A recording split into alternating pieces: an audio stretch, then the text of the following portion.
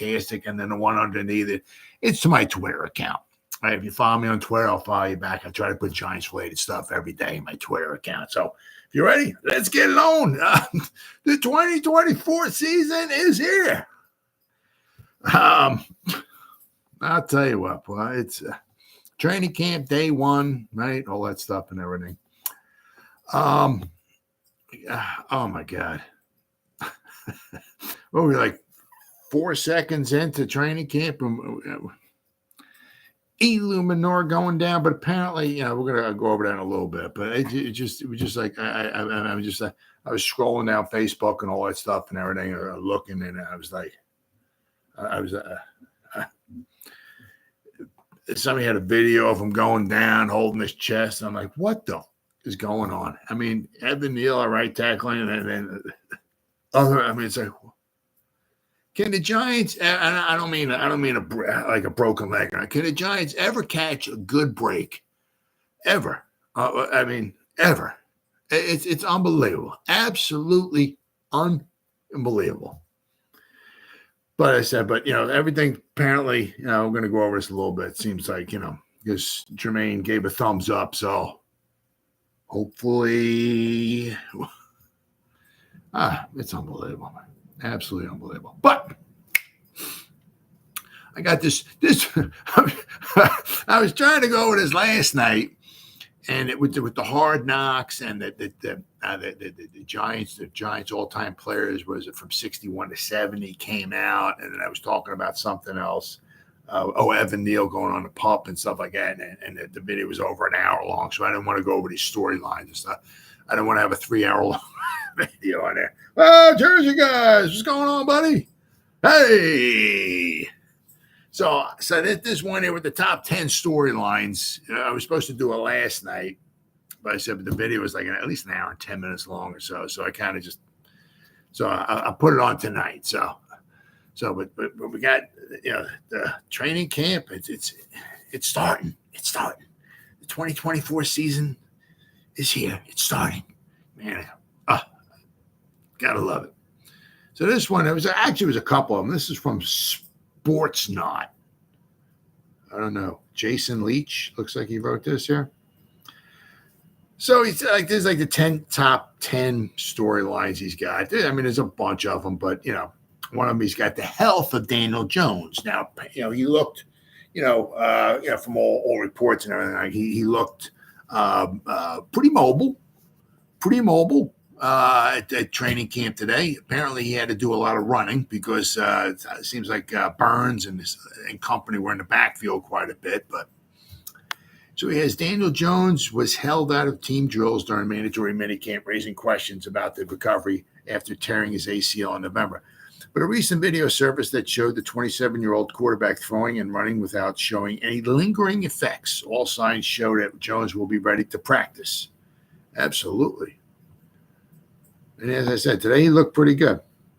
I said, how will the Giants' revamped offensive line perform? Well, one of them went down today.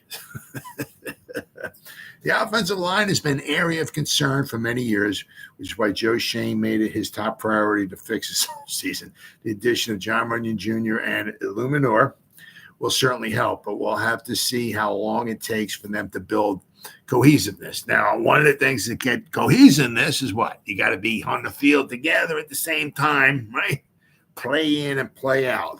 And that took a little hit today. So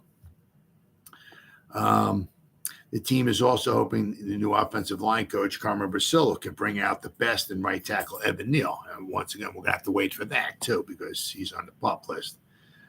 And apparently, somebody said, I can't remember who it was, somebody said they sort of like Neal seemed like he had not a horrible limp, but it seemed like he was still limping a little bit. So how long it's going to be is anybody's guess. Who will be the starting corner on the opposite side of Deonte Banks? Now, that's going to be a good question because in one of my other things I'm going to be going over, we got Isaiah Simmons. Bowen was talking about first and second downs with Simmons. So it looks like Simmons, hopefully might be a 3-down player. cool. Unlike with Wink, he wasn't a 3-down player with Wink. So Bowen, hey, you got a freakish athlete. Find something for the guy to do. I mean, the guy was, I think, pick 8. You don't get pick number, that the biggest problem for him was that, and it was coming out in the draft and all that stuff. Everybody's like, oh, he's good. He's this, the bed, but it was always like, is he going to be an outside linebacker? A free safety, maybe? Maybe in the box every now and then. Where did that was the problem. Where do you put the guy? Right? This is a good. That was a. Oh yeah. Yeah. Oh yeah. I mean, he had success, right? Rushing the quarterback. So Bowen was talking about with Simmons, but this was before the draft. This is before they drafted Phillips. But Bowen was like, first and second down, nickel, right? Covering the guy in the slot. Right, and then money backer, so have him in the behind the line on third down. So apparently Bowen sees 3 down potential from him. So let's hopefully we can find something for him. But who's going to be? And it's the thing. It's like because Simmons, this one story I'm going to be talking about, they got him in a slot. Well, then, if you got Banks here and Simmons in the slot, who's out wide? Flott or Phillips? Simmons' versatility is important. Yeah. Oh, no. Yeah. I mean, you could put the guy. Oh, I'm sure he could probably be a good safety too. And his size too. I mean, you're not talking about a guy that's 6 foot tall. He's one of those freakish kind of athletes. They just don't grow on trees. What he's got, and how much we're paying for the guy too. I mean, holy crap! We traded a 7th round pick for him, and this year I think we're paying him like a couple $1 million or something like that. Holy cow! Wow. Oh, Flott, I think Flott be out wide. So what are they doing with Phillips? So. Gonna be interesting. Shoot. So, and of course, you got a ton of them. It says the Giants are thin at corner. Well, they're not. I guess maybe thin. It may be solid, proven players. I guess, but I mean, they got a lot of guys. But it's find out who's going to be opposite of Banks. They got Cordell Flott, Trey Hawkins the third. Aaron Robinson, well, not now. I don't know when they wrote this story up, but I guess it had to be before they found out that Aaron Robinson's on the pup. Drew Phillips. I mean, we got Long, we got Herndon. I mean, there's a bunch of guys. We got a ton of guys. Choosing the starter will be one of the toughest decisions for new defensive coordinator Shane Bowen. Absolutely. Well, I mean, hey, that's what you got training camp for, right? That's what you got the preseason games for. Duke it out and see who's may the best man win. Can Malik Neighbors continue to shine for the Giants? There's a ton of hope and optimism surrounding rookie Malik Neighbors, as he has all the tools to become one of the best receivers in the league. He's fast, explosive, precise route runner, and makes contested receptions. He's poised to become the first Giants receiver since 2018 to have 1,000 receiving yards. Wow, it's been a long time. Wow. And should be one of the favorites to win the Offensive Rookie of the Year. He performed well in the spring during OTAs, but now as the practice sessions intensify, will he continue to shine as he did in the spring? Oh, yeah, that Offensive Rookie of the Year is going to be very interesting because you figure how many, you figure all the quarterbacks got taken. I mean, if you want, throw Brock Bowers in now, right? But I mean, with Rome, right? Marvin, right? Malik, you got some stud wide receivers, and of course, then somebody could easily come out of nowhere for to get possibly Rookie of the Year honors, Offensive Rookie of the Year honors. That's going to be a heck of a chase. Will the Giants front seven be elite?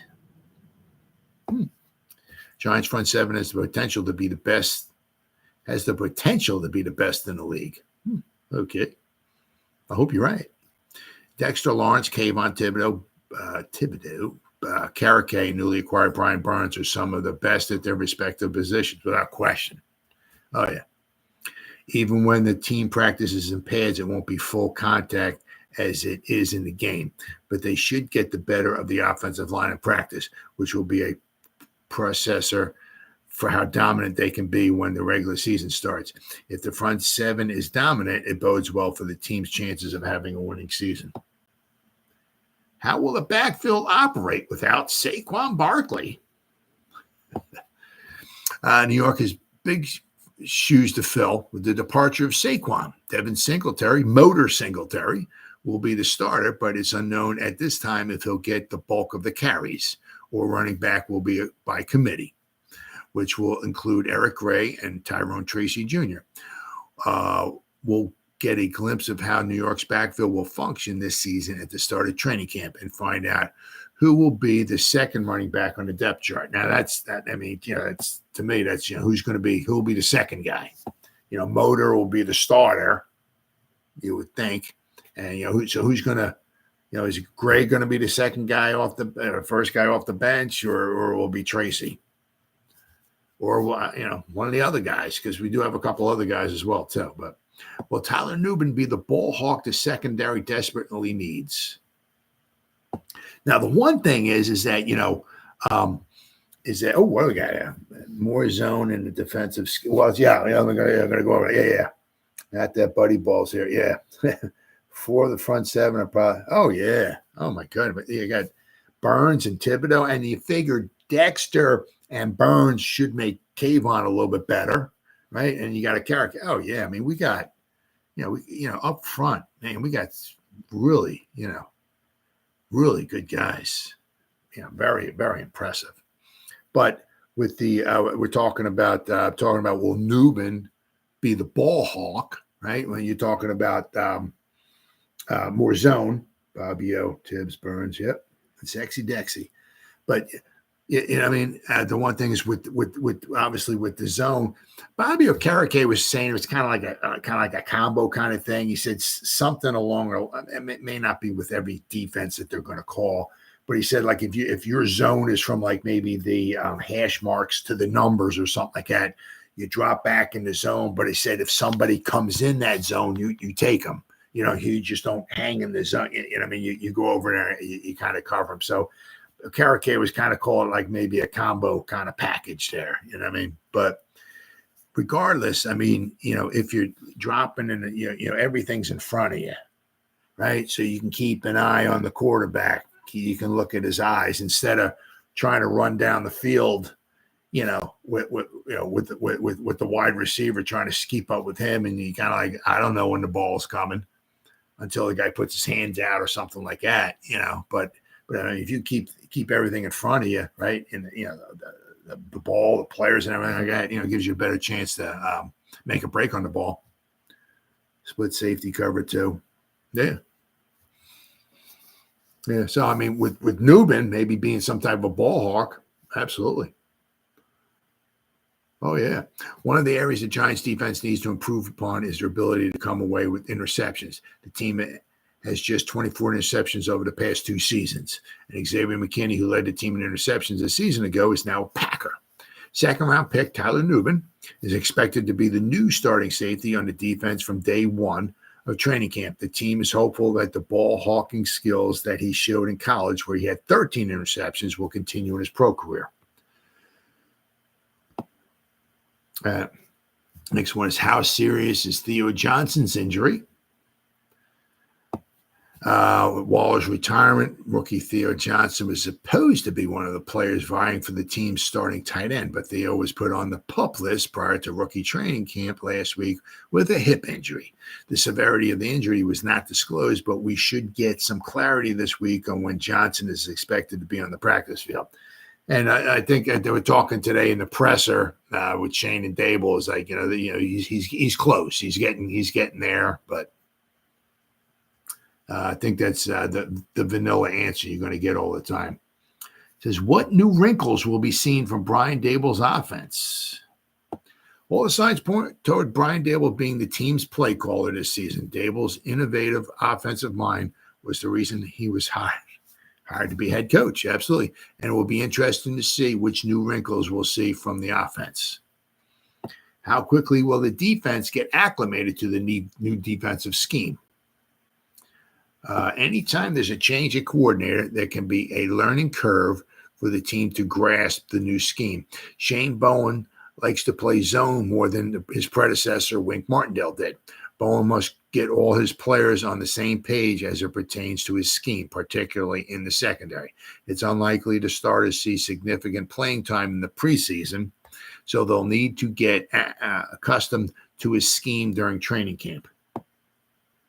So, I mean, so at least the one thing, you should hopefully, think about this time next year, the Belichick Pioli presser. Ooh, there you go. Huh? Well, I'll tell you what, I mean, you hear all kinds of stuff. Somebody said that who was it? What's that guy? I can't stand his name. I can't stand the guy. He had Stephen A. Then he had Shannon Sharp. And his show's getting canceled because he's a douche. I can't remember. Skip Bayless. Yeah, he was talking about something like the no. He was talking. I heard a couple different things. One was if McCarthy, if the Cowboys do bad, he's out and Belichick will be in for the Cowboys. But then I also heard Skip Bayless, him talk about, right, was at the Cowboys, that Jerry Jones is, he's not re-signing, ABCD Lamb's not getting a contract, or he's whole or whatever. Parsons ain't getting and whatever like that. So maybe those guys will hold out or something like that. So maybe the Cowboys will do bad. Now this was Bayless because he's a Cowboy fan. And he was saying, so what they can do, right, is that so then McCarthy would be out, right? They'll get prime time. They'll get his son as quarterback, right? Dak will be out. They'll get prime time. And then they'll get prime time as the head coach. I mean, man, you hear all kinds of stuff. I mean, hey, you never know. But I'll bet you Deion Sanders would love to coach the Cowboys. But man, you hear all kinds of stuff. I don't know. I mean, it'd be interesting. I don't know if Belichick, once he's out for a year or so, I'm almost kind of wondering if he's going to enjoying himself, making the money and not, once you get out, it's kind of tough to, I mean, it's kind of like Cower. I wonder if he had any job offerings. Like once he got out, right? He retired or whatever. He got out. He started sitting at that cushy job, talking on Sundays about football and stuff like that. I wonder if he had any coaching jobs, coaching opportunities. Because I think the Giants might have called him, once or so. Maybe after Coughlin. So I wonder if he had like an itch to come back or something like that. It's tough to come back. He wants Shula's record. Yeah, he's got to win like 20 games or so. So he's got to go to a decent team. Yeah, wouldn't you think? I mean, he's like what 20? I don't know, somewhere around there. 20, 30 wins. 12. Is that it? Yeah. Wow. So I'm sure that would mean a lot to him, though. That is true. That is true. But he's got to sell. He's got to sell. Well, let's see. I don't know. Let's see. All-time coaching wins. All-time NFL coaching wins. Now, I guess list of wins leaders. Wikipedia. Is this up to date? I guess maybe. So we got Shula's 328. Hallis is 318. because Chris House coached for 40 years. He coached, well, actually, it was the Decatur Staleys for the first year. Then it was the Chicago Staleys for the second year. Then it was the Chicago Bears for the third year. So from 20 to 29, that 10-year period, he coached. It was the Bears, but it was under 3 different names. But he coached the Bears with the Staleys, right, 4 times, 4 10-year periods. But he apparently has 318 wins. Shula's got 328. Belichick has got 302. Let's see. But Shula's obviously he's coached more games. Let's see here. Hal has coached. What's he got? How many games? Career winning percentage. I don't say how many games. Oh, you got to add them up. I'm not good at adding. Hal has coached. Wow, like 100 and actually, wow, 400, 420, 450. Actually,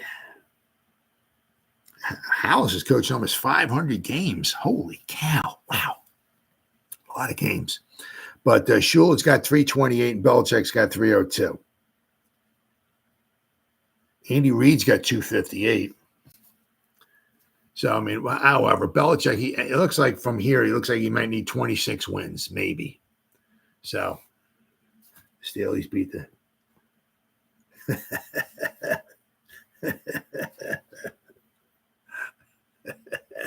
Yeah. Well, yeah. The Decatur Staleys 1920, the Chicago Staleys 1921, the Chicago Bears 1922. But yeah. Oh, let's see. Is that it? All right. Well, all right. Then I got the giant. Obviously, talking about press conferences, we had the Shane Daboll press conference. So the Giants reported for training camp on Tuesday and the true grind of kickoff on Wednesday morning, beginning with a dual press conference featuring General Manager Joe Schoen and Brian Daboll. Hard Knocks stars discussed a wide range of topics, from injuries to quarterback Daniel Jones and from rookies to the trade rumors surrounding wide receiver Darius Slayton. Ooh. Here are 6 takeaways from the training camp opening press conference. Neal is close to returning. And then the thing is, it's kind of funny because, you know, when you with Daboll, you know, every time he's going to have a press conference, he's going to have a press conference tomorrow. He's going to have another one the next day, and then you know, and one of the questions, how's Evan Neal doing? Oh, he's getting better. And you can just record the video, right? You know, you cut the beginning, cut the end, and you can just take that same thing and just put it on the next day, then on the next day, and oh, he's getting better. And then the next day, how's Evan Neal? Oh, he's getting better. He said he'll say he's getting better, or he's getting closer. You know, you'll get one or the other. But apparently he's getting closer. Let's see. Shane told reporters that Neal is close to returning, but a more definitive timeline was not provided. When Neal does return, Daboll says he will be the starting right tackle. Until then, Jermaine Eluemunor, we'll have to wait and see, will be the man position with Aaron Stinney starting at guard. Shane said that they focused on Evan Neal day by day. He's not far from getting healthy. When he's ready to go, he'll be out there. He's going to do everything he can and has been doing everything he can. DJ's a full go. Quarterback Daniel Jones is fully cleared after missing most of last season with a torn ACL. Now, I don't know if obviously it's just training camp and all that stuff. But there was a little clip. Daniel Jones got the ball, was dropping back, and he rolled to his right because I forgot who it was. It was Burns or Kayvon. It might have been Burns. Somebody was running after him, and so he's going to his right, and on the run, he fired one. I don't know how far it was down the field, but it was to the outside. Slayton caught it. I think he was out of bounds though, but it was a good pass, real good pass though. But he looked mobile. The thing is, it's going to be interesting to see is when you go back to 2022, because we had Saquon back there, right? Daniel was did a very good job of running. It'd be interesting to see with his knee and all how much they try to use him as a runner. Now, because the one thing is a lot, especially in 2022, it's like, a lot of the defense is like, we stop Saquon, we stop the Giants. So a lot of it was, turn around, make it look good, turn around, Saquon's going in there, I guess, or whatever, right? And all 37 guys on defense just start running towards Saquon, right? Daniel Jones pulls the ball out, runs around the edge, and he takes off and gets a whole bunch of yards.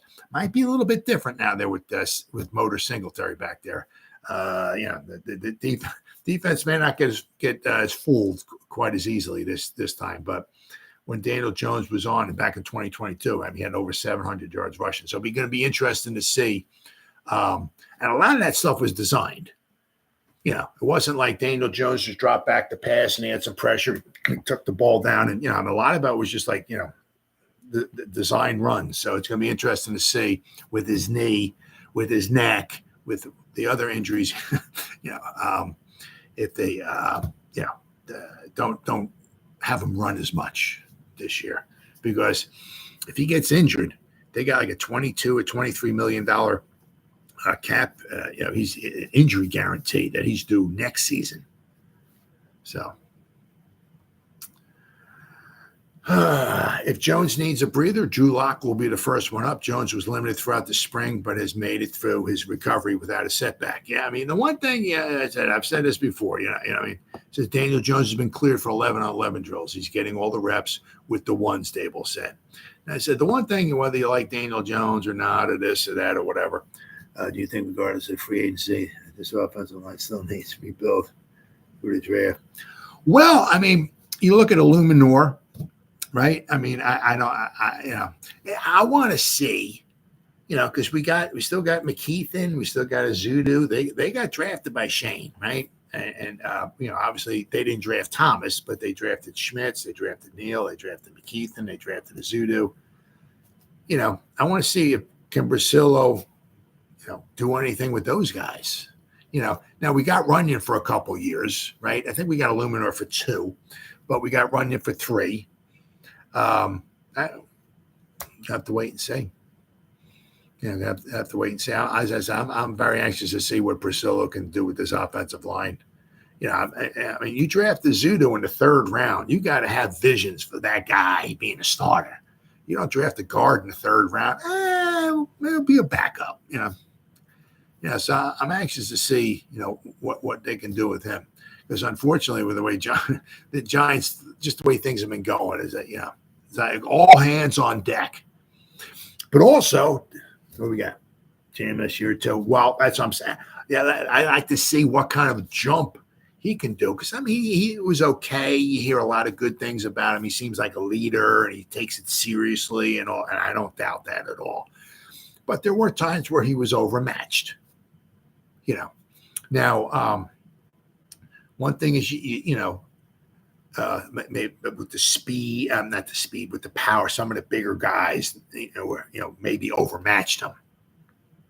But you don't necessarily have to be huge, big, strong, and all that to be an effective center. Like take Jason Kelce, right? He's not very big. Not very big at all, but with his leverage and his ability to get up to the 2nd level and all that stuff and everything, he's a fantastic center. A lot of that might be coaching. So let's see if John Michael Schmitz can take a little bit of a nice jump, this year. I'm very anxious. The one video I did a couple of days ago with Van Roten, I've heard him called both. Is that last season with Van Roten, his by PFF, his best numbers by PFF were last year when Priscilla was his coach, and Eluemunor. Eluemunor was the tackle, Van Roten, whatever was the guard, but Priscilla was the coach. And Van Rotten's been around since 2012. He's 34. So his best PFF numbers were last year when he was 33 years old. He graded out over a 70. His pass blocking was like a 75 or 76 or something. It was really good. His run block was like in the 60s, but I mean, overall, he graded out like 75 last year, which is by far his best. He never graded out in the 70s. He graded out a couple times in the 60s during his career. But, I mean, with Brasilla coaching him, so I'm very, very, very anxious to see what he can do here with this. Teams passed on Tippmann because of Shea. Footwork on the O-line is, oh, yeah. Absolutely. Oh, yeah. I mean, especially, if you figure, everything is. Like with the tackles, your footwork, because you going back and you go, whatever, or you turn your shoulders too soon, right? Or you're whatever, you're leaning too far back, right? And then the edge rusher, just hits and you go flying forward, or you go back and you're leaning too far and it goes around us, oh yeah. I mean, you got to be like almost a freaking dancer. I mean, you see those guys, they got to move and get back. You just don't want to run back and just turn your shoulder. That's not easy. That is not easy. And it's not only that, but, your hands and everything. I mean, that's not an easy position, boy, I tell you. Showing up, sure. Oh, yeah. Oh, man, I'll tell you what. Well, that's the only team that I could think of. Anyway, they had 5 Hall of Fame off 1971, the Raiders. And the funny thing is they didn't even make the playoffs that year. That was the one year that the Chiefs made the playoffs, and it went to the longest game ever played on Christmas Day, 1971. But 1971, they had Shell, they had Upshaw, they had Otto. Ron Mix was not the starter, but he played some games. He was in there in a few games. And then they had Bob Brown, big Bob Brown. I mean, Villapiano said it was funny because, like, Bob Brown, because back then, you can't do it anymore, right? But back then, right? Remember, if you ever see this, like Bob Brown, he had his tape, his arm was like about this. He had so much tape on his arms down here that his arm was about this big. With these, and he had and Villapiano said he had like a broken thumb the whole year. So basically, what he would do, he had that, but his one thumb was about this big. He had so much tape around it. So what he could do is he could block. But you can like thrust your hand. He would like hit the guys in the neck and stuff like that and all. But he had so much tape on it. The blocking like this. There was a couple of times. It was funny with Bob Brown. Well, a couple of things. One thing was John Madden was talking about. Yeah, we had Bob Brown, and we went out. I think it was in training camp, and he said, yeah, Bob Brown would warm up and he would hit his shoulders up against the goalposts. So one time we were out there, and I think it was training camp, and he said, yeah, so Bob Brown started warming up against the goalpost. He went up there and hit the goalpost, and he said the goalpost fell down. He's a big dude. And there was another thing with Bob Brown was because Bob Brown was on a few teams. He was on the Rams. He was on the Raiders. He was with the Eagles. I can't remember what team it was. Might have been when he was with the Raiders, but Bob Brown, when he was like, he would come out, he would take his arms and he would just, because you could do that. You can't hold. You couldn't hold back then like you can nowadays. Like you got the chest plate, you can hold on, and you couldn't do that back then. That's a penalty. But back then, the way you take your arms, you attack. You attack the defensive player. You don't wait for them to come and like a Deacon Jones to swat you up in the head. No, head. As soon as that ball gets snapped, you're attacking that mother. You're taking your arm and you just, it's all every man for himself. Well, I said I can't remember what team it was, but one of the defensive players went up to, might have been like Art Shell or something like that, or Gene Upshaw. Might have been Gene Upshaw, maybe. And he's go up to Gene and say, Gene, man, can you tell Bob to stop hitting us or something like that, or take it easy on us? Because he was a big freaking dude. Big dude. Oh, yeah. What about that DT? Keating. Oh, was he? Yeah. Tom Keating. He was, they had, I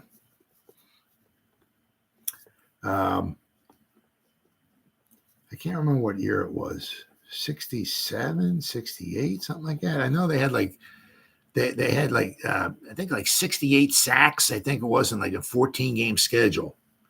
I mean, there were, that's a 14-game schedule. So what is that? 14, 28, 56. So they had like 5 sacks a game. So, so if you go like that, right? I mean, a 17-game schedule, they would got about 80, 85 sacks. I mean, with Ben Davidson, right? And Keating, I can't remember some of the other guys. Klein. I think Klein might have been there. Klein, Keating, maybe. Oh, let's see here. Let's go 1968 here. 1968. Oakland Raiders. Let's see here. Players. Let's see. Oh, Lassiter. Ike Lassiter. Birdwell. Yeah. Man, that's not the guys I'm thinking of.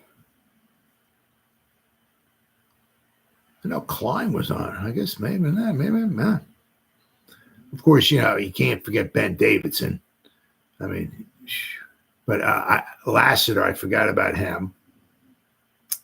Let's see. Ben Davidson, Chip Oliver. No, that can't be it then. Maybe it's a previous season, 67. Because they went to the Super Bowl in 67. Lassiter, Birdwell, Keating, Davidson. There you go. Yeah. Yeah.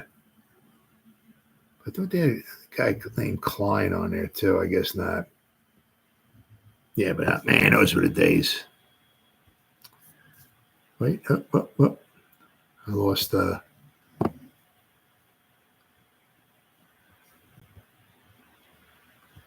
There we go. All right. Let's say Neighbors Utility. If you've been watching Hard Knocks, the Giants love Malik Neighbors and believe he could be a significant offensive impact. Given Neighbors' talent, Daboll said that they're going to use Malik Neighbors in a variety of spots. He said, I look forward to watching him. Daboll says that they will use him in a variety of spots. So, I'm very interested to see where they wind up using him. Says Theo Johnson will return soon with his hip. Landed on the PUP list, start camp. But like Neal, he won't be there long. Well, that's what they say. Giants expect Johnson to return soon. Trading Slayton was never a thought. Wide receiver Darius Slayton. That wouldn't make much sense to me, especially if you got an injury or something like that. But I mean, between with Slayton, it's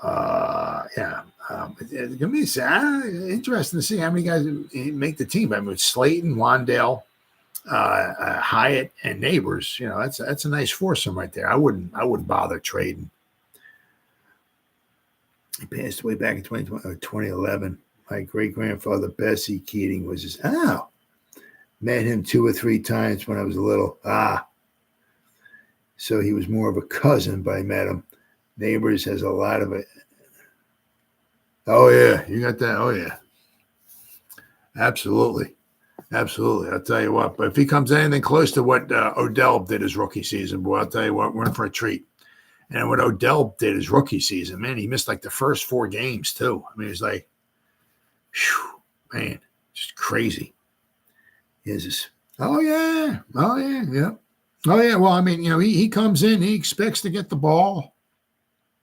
So that's good. Yeah, I mean, so he seems like he has the confidence, the swag. He expects to get the ball. Hard Knocks, Dave was asking. So if you don't get the ball right away, how are we working there? How's that going? That's not good, Coach. I'm not going to handle that well. That's good. That's good. Get the ball in the guy's hands. Whatever you got to do. I'm not saying every play or something, but make sure, whatever you got,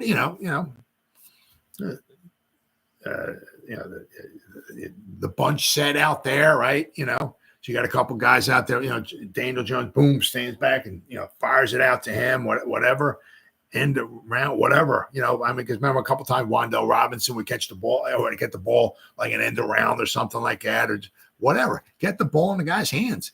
And it's not so like with him also, it's the guy can, get in his hands, get him in some open space, let him do his thing. Hey, that kid was the best quarterback in the draft. Oh yeah, absolutely. I mean, I hear that from a lot of people. I mean, just listening to other gurus and stuff like, a lot of say that Neighbors is like the best, that was the best wide receiver.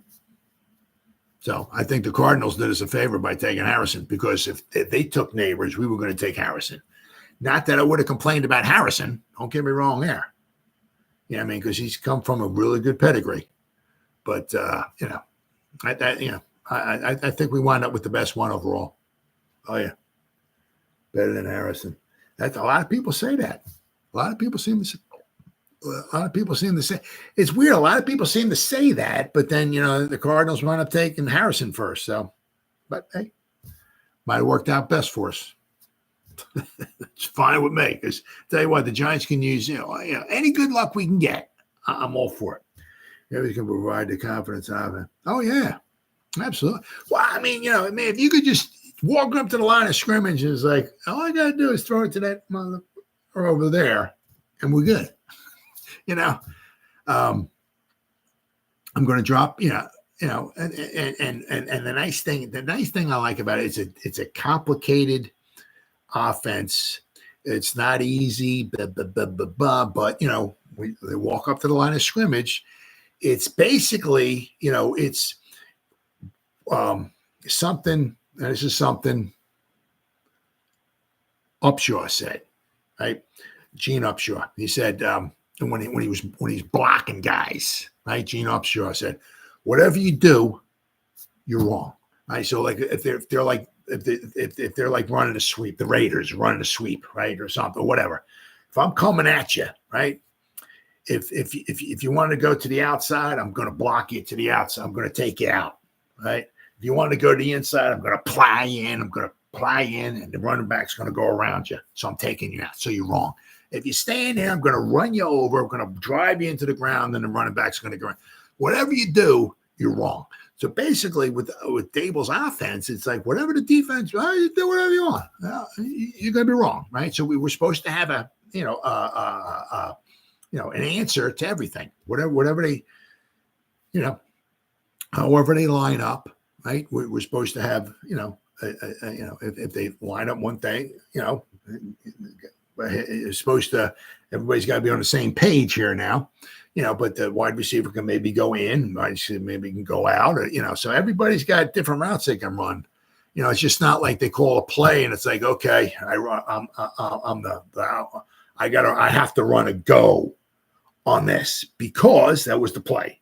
So I'm running out here and I'm going that way. That's whatever happens, I'm just going that way. No, that's not the way it is. So it's like, there's supposed to be, on every play, there's multiple options on every play. So whatever the defense does, they're supposed to be wrong. And, so it's not an easy offense to learn, but, if you learn it, especially like somebody like with Slayton, because he's been here for 3 seasons. I mean, he should know this stuff by like the back of his, it shouldn't be any thinking going on, Yeah, there you go. How about Golladay? Oh, yeah. Good old Golladay. Let's see. Wide receiver Darius Slayton was the central focus of the offseason speculations. He was repeatedly named a trade candidate for the Giants, but Shane said it was never an option. I wouldn't trade him. 6 months, well, you're paying him like 7, I think 7.5 this year, I think it is. But, I wouldn't trade him.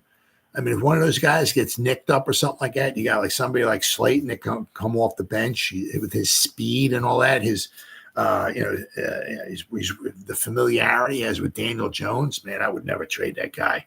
Not for this, not for this year. I mean, he won't be on the team next year. I'd highly doubt it. But I would never trade him. Never trade him. I mean, because as I said, between Robinson, Slayton, Hyatt, and Neighbors, you got a nice foursome right there. The intent was always to keep Slayton in the fold, and that happened when incentives were added to his contract. So let's say, oh, okay, there you go. So there was all kinds of stuff. I mean, I know one of the things that Kim Jones was asking. I mean, that's one of the things that we're talking about on Big. I think it was Big Blue Kickoff Live. I think they were talking about just keeping 6 wide receivers. I was like, wow. It was yesterday. I think it was yesterday because Paul Dottino wasn't on Big Blue Kickoff Live today. He was on yesterday. So it was Schmelk and Paul Dottino. I'm an idiot. Yesterday, they were talking about keeping just maybe 6 wide receivers. I thought maybe 7. Because, I mean, you think about it, right? I mean, you got to have Slayton, right? You know, Hyatt ain't going nowhere. Robinson ain't going nowhere. And Neighbors ain't going. So you got those 4. So if they're keeping just 2 other wide receivers, well, what about Gunnar Olszewski, the punt returner? What about McKenzie, right?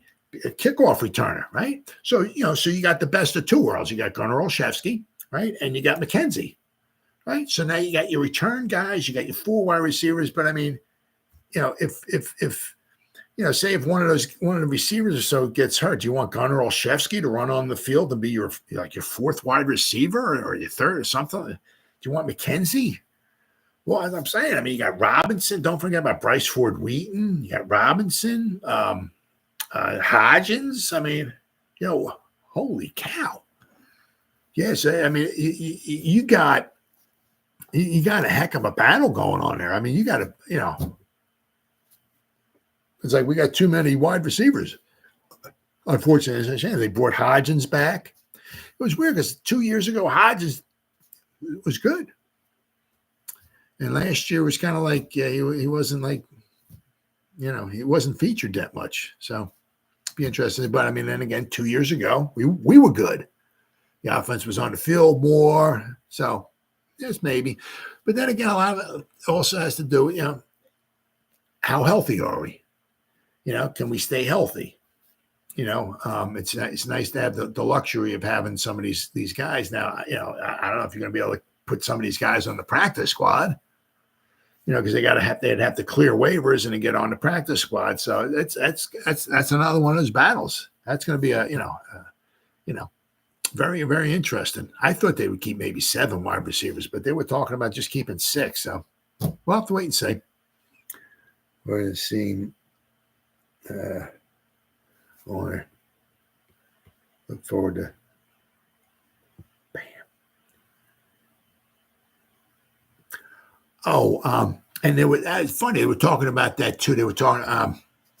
She doesn't do anything like in the off season.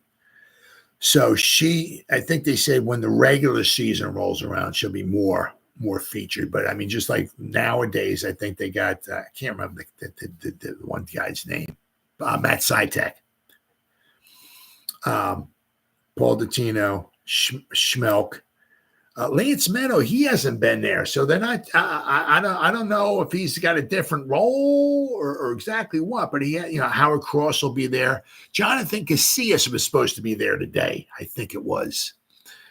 So they'll have Cross, they'll have Casillas, Madeline Burke. She'll be there, but they mentioned. Well, one of the callers said, "Yeah, where's Madeline at?" And Schmelk said, "Yeah, she doesn't usually do stuff in the off season on the show, but once the season starts, she'll be there. I'm sure she'll be on the show at least once a week." Oh yeah. Oh, wait, Schmelk and Dottino. Oh, yeah. Oh, yeah. I mean, I said Paul Dottino's. I think he's been there since 83. I mean, I think it was Parcells' first season because Perkins was there until 82, and then he went to Alabama, and then of course Parcells took over in 83. So he's been there since it was either 82, 83, or 84, one of those, but he's been there like 40 years. So he's been the last 40 years, Paul Dottino has basically seen and talked to like every Giant player, that's made the squad. You know what I mean? So he's seen a lot. I mean, he's seen a lot of coaches, a lot of players. So he's, as I said, he's like an Encyclopedia Britannica. I mean, with the Giants, it's crazy. Oh, thank you. Well, I mean, the thing, I mean, that's been his livelihood. My thing is that, when it was like back in the 80s, I mean, it's not the way it is nowadays. Nowadays, you got computers. You go on computers. You got the Sunday Ticket and all that stuff, so you can see the Giants games. You can see the preseason games. You can see highlights of the training camp and all that stuff. I mean, back in 80, I'm down here in South Jersey. I'm not getting no Giant games. There's if I get the newspaper and I open up the Philadelphia Inquirer, they're not talking about the Giants, they're talking about the Eagles. So, I mean, the stuff that I would I would have to listen on the radio, and I'd have to try to get the fan all the way down here. That wasn't easy at all. Sometimes I would get it. Sometimes I would try to listen to Knick games or Ranger games, but it was very tough to get good reception down here. So a lot of the stuff that happened at the Giants camp and, stuff like that, I had no idea about. You know what I mean? I tried to call in, was on, oh, yeah. Oh, really? Yeah. Well, sometimes, what did they do? They took 3 calls today, 3 or maybe 4 calls. They don't take a lot of calls. So the thing is that, if you call in, if there's like 6 or 7 of you, they're not taking 7 phone calls. You know what I mean? You got to, I don't know if you got to call in. I don't even know when the show starts. I don't listen to it live. I listen to it as I'm driving around. I listen to it on my phone on YouTube. After they've done the podcast and they put it up on YouTube. That's when I listen. So I don't listen to it live. I think it's on 12 o'clock. I think it is. Dennis from Freedom. Dennis from Freedom. What is that? You? Are you calling in from? Oh yeah, Freedom. Fredon.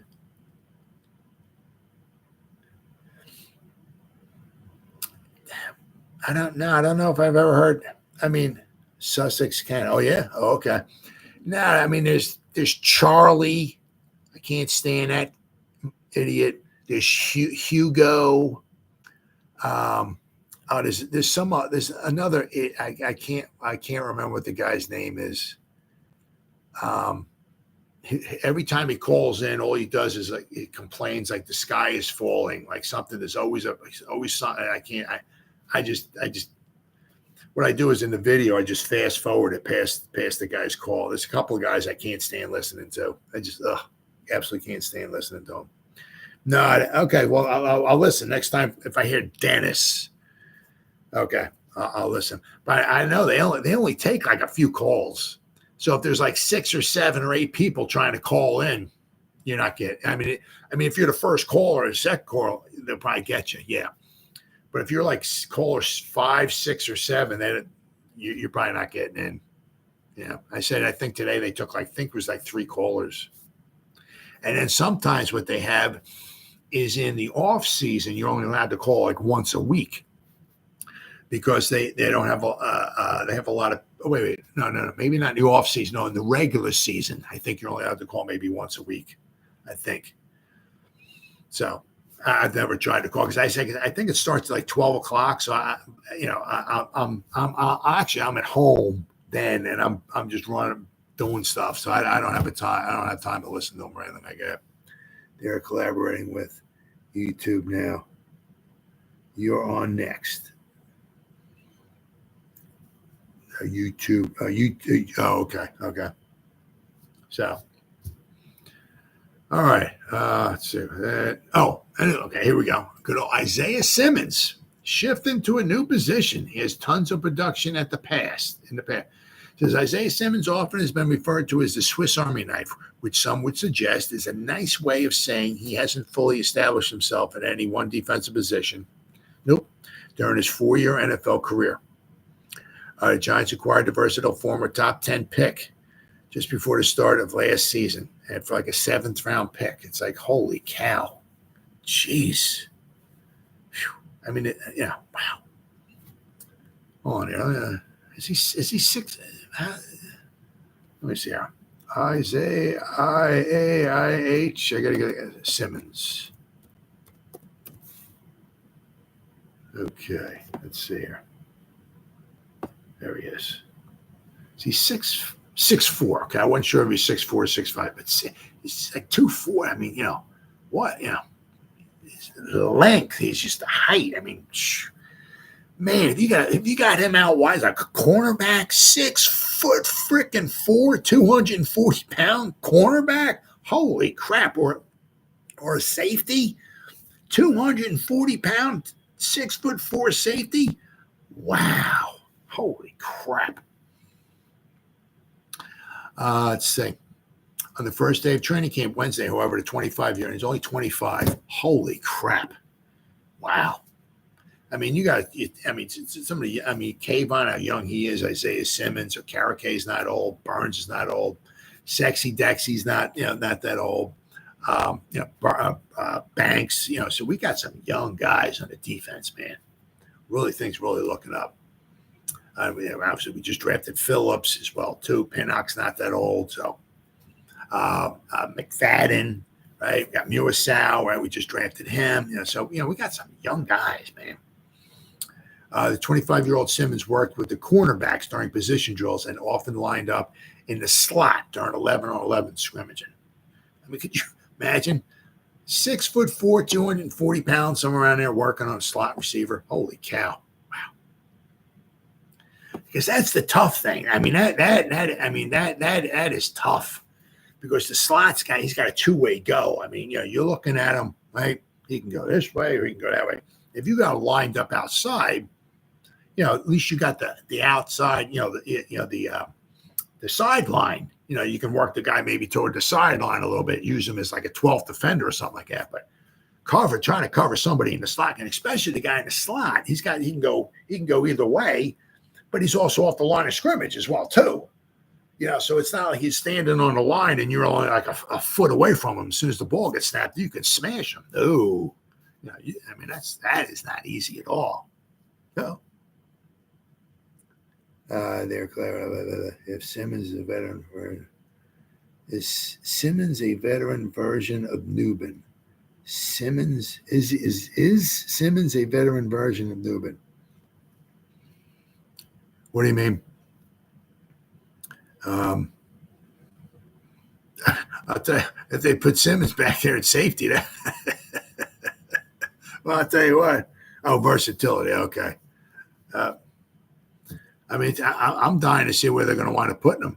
Because also, they were talking about, Bone was talking about, possibly, having like a money backer on third down. So, so now you bring him into the box on third down, right? So, oh yeah, he's like unfortunately, the Swiss Army knife. It's like,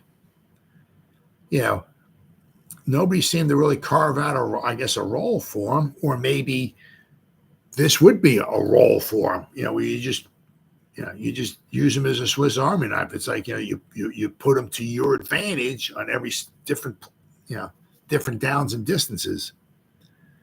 Oh yeah. It's, that's the way it is. It's not like, it's not the 4-3 from the 70s or not like that, where you got, all right, where you got, what do you got? You got Greenwood, and you got, there was Dwight White, then you got Holmes, and you got Green, and then, of course, you got Jack Lambert's as middle linebacker. Then you got Russell, and you got Ham as the outside linebackers, and that's the way it was. That's the way they lined up. Jack Lambert was not out there where Ham was, and Ham was not where, Joe Green, I'm sure very rarely dropped into coverage, like they do nowadays. It's just, they just, no. Yeah. When they called that, they broke hands and as I said, Dwight White was the one tackle, right? Elsie Greenwood was the other, not tackle, end. Elsie Greenwood was the other end. He had Holmes, and then that was the front. That was it, right? And Jack Lambert was in the middle, right? There's no mixing or matching or none of that, right? Nowadays, it's like, that's what it is nowadays, right? Playing buddy ball. It's like, the offense tries to outthink the defense. The defense tries to think, the offense comes up to the line of scrimmage, and, it could be any one in number of plays. Like back in the 60s, right? You had the Packer sweep, right? Bart Starr could go, tell the defense, Packer sweep that side, right? Get the ball handed off to Jim Taylor, and you got Fuzzy Thurston and Jerry Kramer, the guards, running out there, right? And you had to stop it, right? But you can't do that nowadays. Right? Yeah, if you run one play this game, you better not run it for another couple games, because it's on tape. It's on tape from 27,000 different angles, right? And if you run a play this game, as I said, you better be. If you run a play in October, you may not run that same play till like November or something like that, right? It's Dak. Oh yeah. Oh absolutely. Oh sure. Oh yeah. You look at some of these. The way the college.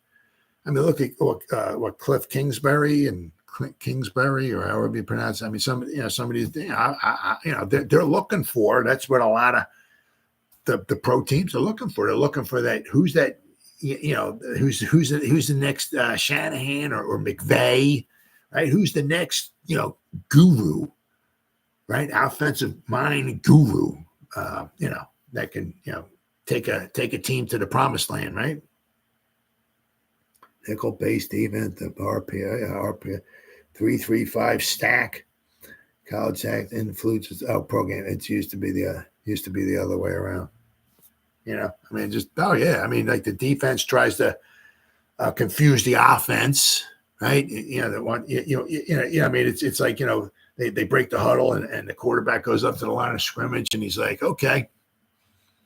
It's single high safety. Okay, they got man across. Okay, cool. All right. Okay, we know what's going on. You hike the ball. It's not one high. Somebody else drops back. Now you got two guys. You got a corner coming from over here, another corner coming from over here. You got the defensive end drops into a zone over there. The backup and he drops into a zone over there. You're like, what the? You drop it back. You're like, what the hell defense is this? This is not the defense I just looked at when I went to the line of scrimmage. Right. But it's the same thing with the offense. The offense goes up to the line of scrimmage, and they got, whatever, right? Then you got some guys going in motion. This guy comes over, and that's all it is. It's obviously it's the best plays and the best players. And you have to run, you have to pass, you have to catch, you have to tackle, you have to block. It's always been like that, always be like that. But now it's more like, you're trying to almost like confuse the other team, outthink them, And this, oh yeah, he just turned the ball. Well, because he said Woody Hayes was like, I don't like to throw the ball because when you throw the ball, three things can happen, and two of them are bad. I guess one would be an incompletion, one's an interception, and the other one, I guess, would be a completed pass. So he said 2 out of 3 things are when you pass the ball, or are bad. So that's why I like to run the ball. Right? Yeah, exactly. Yeah. Yep. That does. Well, I remember Archie Griffin. Remember back, was it 74 and 75? He won the back-to-back Heisman trophies. It was, oh man, those were some good times. Bo Schembechler and Woody Hayes going back and forth against one another and all that. The thing I was a little bummed out about, because back then there was only like maybe 2 games, 3 games maybe on TV, you get like a 1 o'clock game, and then maybe a 4 o'clock game, and then maybe on another channel you get like another game or something like that, or whatever. Or maybe you would get a late game or something like that. Nowadays you can see 300 games every. Because the thing, as I said, is bummed you out a little bit back then was that you missed so many good games, that actually happened that you didn't get a chance to see them. Right? Earl Campbell, Franco, guys like that, of course. Oh, Jim Brown here. Oh yeah, Earl Campbell. Woo, man. I tell you what, he was what a freaking beast he was, wasn't he? Oh my God. Well, see, I used to that was like I always, of course, always liked the Giants, but I always had that other team, right? Because I had that, I needed a team that I could vote for when the playoffs rolled around, because that wasn't the Giants, right? From 64 to 80, they weren't in the playoffs. 64 to 80, they had 2 winning seasons, 70 and 72. So, yeah. So when I was growing up, I mean, the one thing was my favorite quarterback of all time is Frank Tarkenton. So when he went to the Vikings became my secondary team. Right. So when the playoffs rolled around, I was pulling for the Vikings. But then when the late 70s rolled around, the Vikings started. Marshall was old. Page went to the Bears. Eller, he was retired. Tarkenton was 77 or 78 was his last year. So the Vikings started going down. So toward the end of the 70s, I needed another team. Well, Earl Campbell, and I hated the Steelers. I just couldn't stand them because they kept winning every freaking Super Bowl. Couldn't stand them. So once the Houston Oilers, Houston number 1, go, go, go. You know what I mean? So I started voting for them. So when it was 78, I think it was his first season, 77, 78. Then they went to the 2 championship games against the Steelers and all that. So now I was for the Houston Oilers. They were for a few years there. They were my other go-to team. Once the Vikings started kind of going downhill. But man, Campbell, I'll tell you what, man, what a beast! I felt bad for anybody trying to tackle that guy. Okay. Oh yeah. Well, I don't blame you. Sure. I mean, heck, if I had somebody who was, I don't know, who was part of the Cincinnati Bengals, they'd be my team. Yeah, I don't blame you. Absolutely. Can't blame you at all. All right. Then we got Jermaine Eluemunor offers encouraging update on his status. Now I saw there was a thing. It's on. Actually, I think I took a snapshot of this and put it on up in the my Facebook group. But he gave a thumbs up. He says, "I'm good." So I don't know exactly what that means or not. But because it sounded like Sexy either hit him with his hand or an elbow or something like that or whatever, like right around here. And he's kind of going down, he was down. It was on his knees, or he sat down. Or I'm thinking, when I first saw that, because first thing I heard was that he had an upper body injury and he got taken off the field. I was like, what the you? Because Evan Neal is on PUP, so we slide Eluemunor over for our new right tackle, which made a lot of people happy. And then, then he's being taken off the field. It's like. But when I saw the injury and he's down there holding like around here, I thought maybe he got the wind knocked out of him. You get the wind knocked out of it. It's like, you got Sexy Dexy hitting you around here. But if it's not the wind, I don't know. I'm kind of hoping he didn't crack a rib or something like that. Or, because you crack a rib or whatever, that's not a 2-day proposition right there. I mean, you're talking. You're talking, that's going to take some time to heal up. But, there was somebody was talking to him on Twitter, I guess it was, and Eluemunor said, I'm good. So, I don't know. We'll have to wait and see. We'll find out tomorrow. Is he on the sideline? Is he in there? We'll have to wait and see. What's with the injuries? I don't know, man. It's like, and I said, I don't wish it upon anybody. You know what I mean? But one time, it would just be so refreshing. Just, the Giants kind of roll along with very minimal injuries. And for me, just to hear like the Eagles, another guy for the Eagles, offensive line went down. tore his ACL. He'll be out all year. Then the next day, yeah, so-and-so cracked a rib. He'll be out about 8 weeks. Then the next day, yeah, so-and-so blew out his Achilles. I mean, it would be so refreshing to hear that. Or the Cowboys, or one of those teams, you know what I'm saying? It's like, why, these teams with the good player, I mean, it's like the rich get richer and the poor get poor. The teams that are struggling, maybe don't have the best offensive weapon, the best team play, talent and all of that stuff and everything. Why are we just we're getting totally decimated by injuries? It's like we're down on one knee and you got somebody there just kicking you in the head, while you're down, right? Meanwhile, all these other, the Eagles and the Cowboys, all the 11 guys on offense run on the field, and 11 at the end of the game, the same 11 guys run off the field. Everybody's fine. We're fine. The same 11 guys run on the field the next week, and the week after that, oh man, I feel great. No, I don't have an ingrown toenail, nothing. We're all good. You know what I mean? It's like, why? It's like the rich get richer and the poor get poorer. It's like, it's absolutely amazing. Absolutely amazing. I said one of these years, I said, I don't wish it upon any, I don't want anybody to get injured, but it would just be just refreshing just to hear. Yeah, I mean, the Eagles spent $3 trillion on their team, and they're totally decimated by injuries. It'd just be so refreshing one time.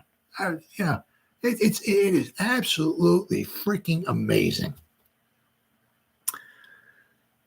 Yeah. Oh no. Yep. Yeah, I mean, even here, I mean, they got these statistics and this, that, and the other thing. But if you listen to the players, we want grass. We want grass. So it's going to be interesting to see is that, because in 2026, they got the World Cup coming, and MetLife Stadium is going to have, I think it's the finals as well, too. So they're going to have some games and they're going to have the finals. Well, they got to have grass. You can't, it ain't no AstroTurf for soccer. That ain't happening. You got to have grass. So be interesting to see. I mean, it's going to sod the field for the World Cup and then just rip it up. And then Mr. Mara says a lot of it has to do with because there's two teams. The Northeast, obviously, it's tough to have a nice field, and what I mean. But there's two teams that basically every week you got to somebody's out there playing football on it.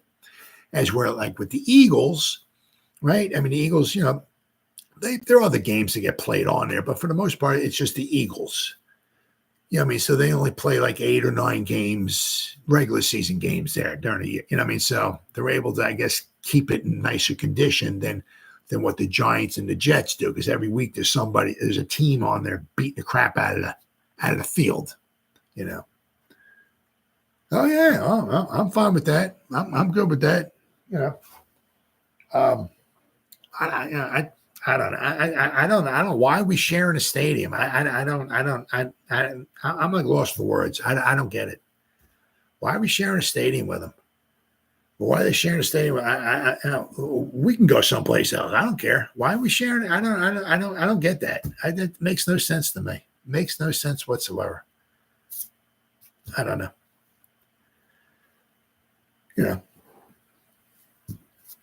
Well, yeah. I mean, if quite possibly, if the Giants just played, I mean, you got to take into account that they'd have the preseason games, but. I mean, if they only had like 8 games there during the regular season, 8 or 9, that might be a possibility. They in 2000, it was 2000 to 2002, I think it was, or 2000 to 2003, they had grass at the Giants Stadium. And it was just horrible. I mean, it was just a lot of times the guys would be running with the ball and chunks of turf just flying everywhere and stuff like that. It was not easy. It didn't work out well because they were sharing with the Jets and all that and everything. So it didn't turn out really well. We're looking at Yonkers. Oh, really? Oh, say it's simple. That would have been good. Yonkers would be in New York. Cool. Yeah. I don't know why we're sharing a stadium with the. I mean, each team should have their own stadium, but it is what it is. All right, so hopefully Eluemunor is okay because he gave a thumbs up on Twitter, said, I'm good. So now does that mean he'll be back tomorrow? But if worse comes to worse, right? Even if he has to miss a couple days, okay. All right. If we got to, take a step back for a couple days, whatever you got to do, get yourself right, and then let's move forward from here. But hopefully apparently it's nothing, hopefully long term. Yeah. Where he broke a rib or something or whatever like that. But it's just unbelievable. It really, our right tackle's on pup, and then half an hour or whatever it was into practice, Eluemunor, our other tackle goes down. It's like unbelievable. All right, and then what the heck was this here? I saw this is pretty cool. It says this is the Giants, New York Giants, the best players of the PFF era. This is just by PFF, and going strictly by grades, right? The best, highest graded player at each position for the New York Football Giants since PFF's been around. So PFF's been around since either the Yonkers Racetrack. Okay, gotcha. PFF's been around since either 2006 or 2007. One of those. So basically, the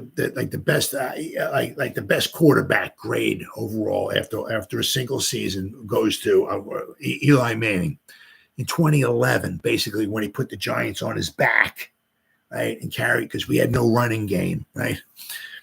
He graded out at 88.2 overall. Saquon Barkley, 85.6 his rookie season. That was the highest since PFF's been around. That was the highest graded Giants running back since PFF's been around. 85.6 in 2018, so his rookie season.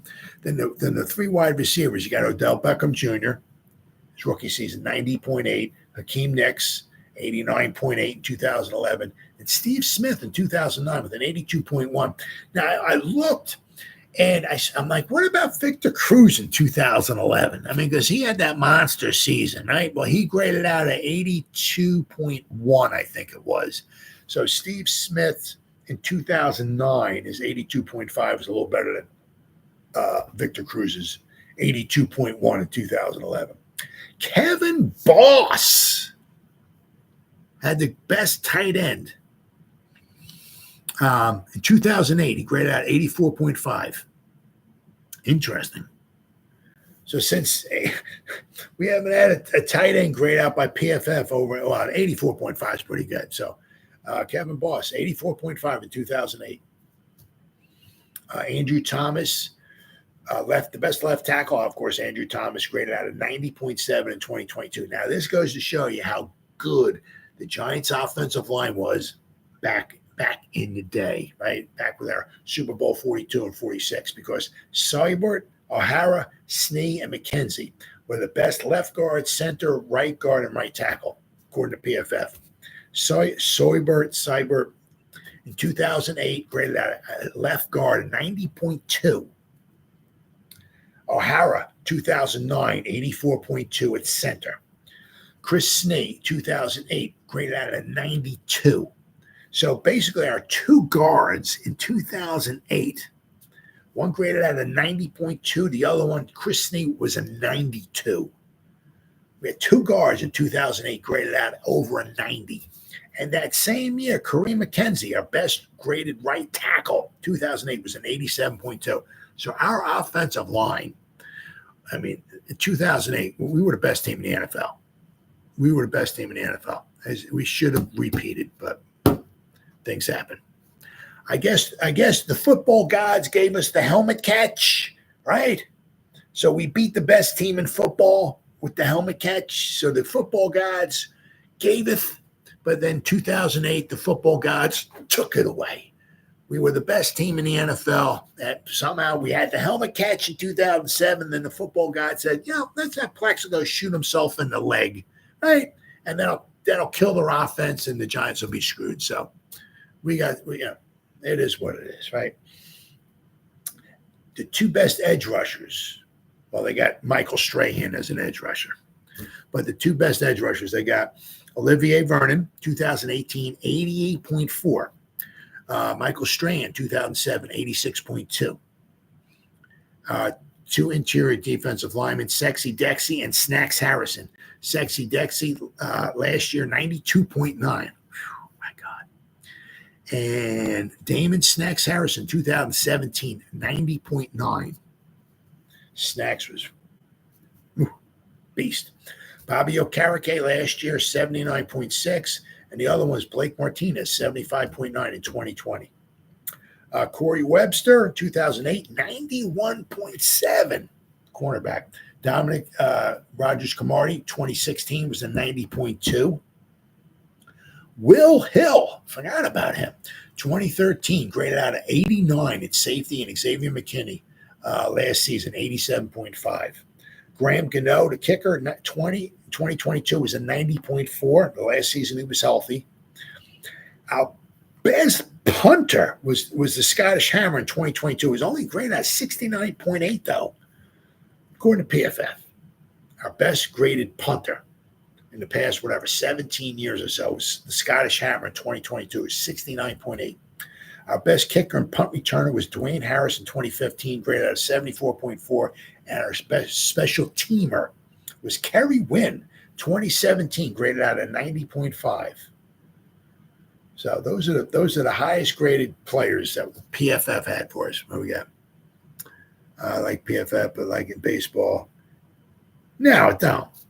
No, I mean, because, a lot of stuff, you need context to it and stuff like that. It's, I missed the day. I like that. Our team is dynamically mediocre. Well, see, as I'm saying, because I don't don't have the time to sit there, to look at all the plays, to watch the all 22, whatever that is, every play from 37 different angles and go forward and backwards and check each player out and see. I don't have time for that. Whoever those guys that do that, God bless you. Thank you so much, because I take their knowledge and I listen to their knowledge, and then I can, but I don't have time for that. That's not me. I'm not going to do that. Never have, never will. But what I like about PFF is that, if they got player Joe Smith, and I look at what did he do last year, and they got him graded out at 90, chances are he did pretty good last year. Was it other people maybe be a 75, some people might say 80, some people might say 92, but they gave a 90. Okay, he probably did pretty good then. If they graded him out of a 12, chances are he had a pretty bad season. So it just gives me something to go by. Like with